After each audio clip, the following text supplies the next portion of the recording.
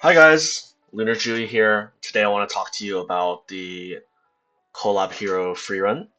She has been a menace in all echelons of top tier PvP, including RTA.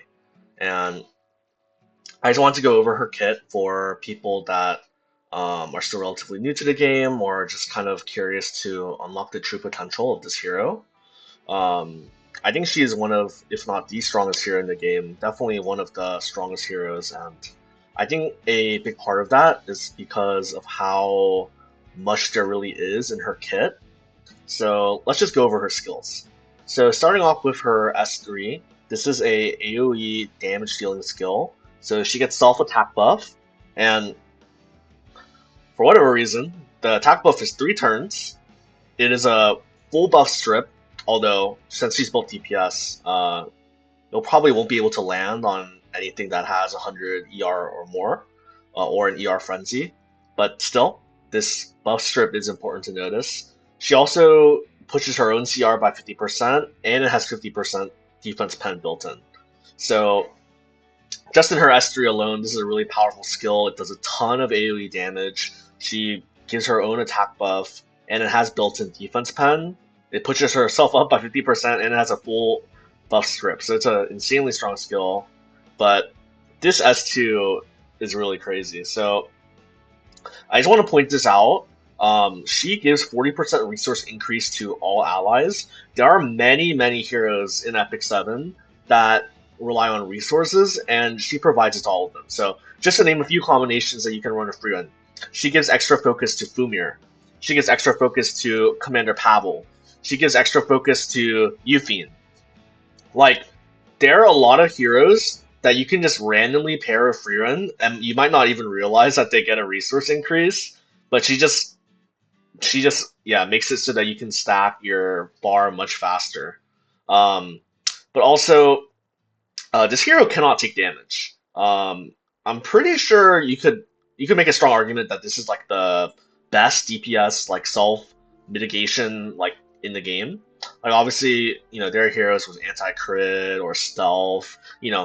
Any DPS in the game right now needs to have some way to like keep themselves alive, and this hero just does not take damage if you have more than 4 souls.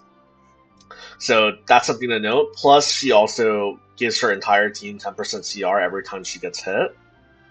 So if you build her fast, then even when you try to hit her to remove her souls, she pushes herself up. So it's really difficult to deal with. And then finally, her S1. So something important to note is it comes in 2 parts. The first part is single target, but then the second part hits the entire team. So she gives herself immunity, and then she does a single target damage into AoE damage. You can also soul burn this to do more damage, and the damage dealt also increases based on their lost health.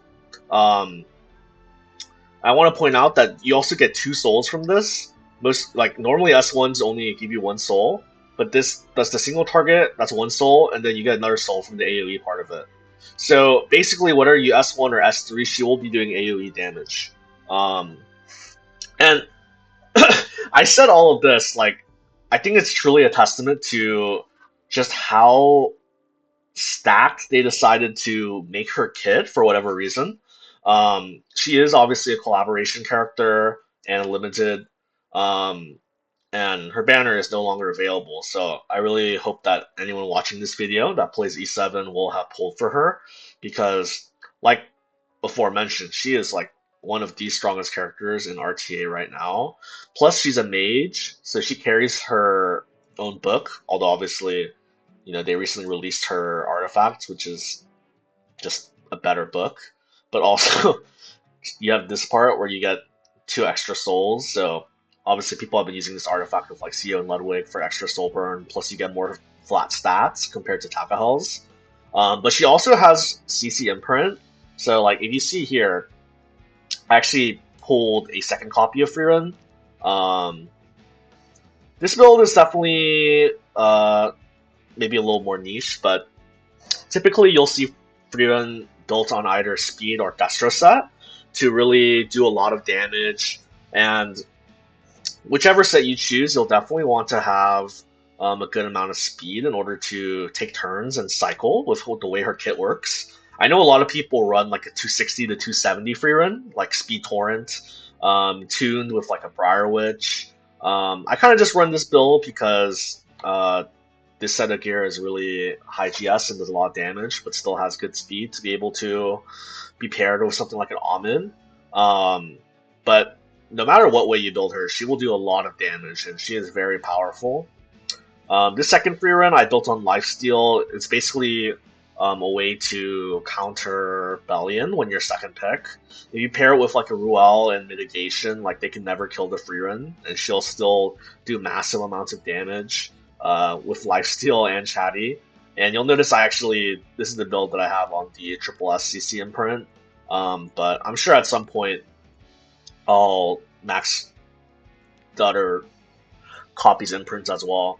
Although I actually currently pre-ban Frieren in my RTA games just because of how strong she is and how oppressive she can be to fight depending on pre-bans and how the draft goes. So I'm actually currently pre-banning her, which I think just goes to show how strong she really is.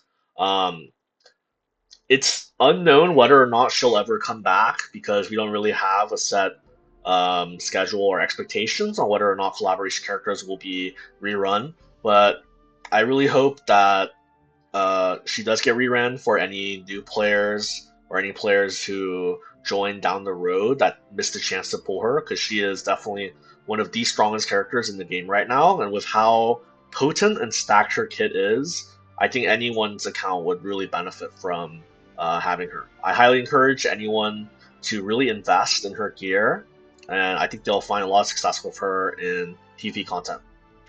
But yeah, that's it for today. Thank you guys for watching. Take care.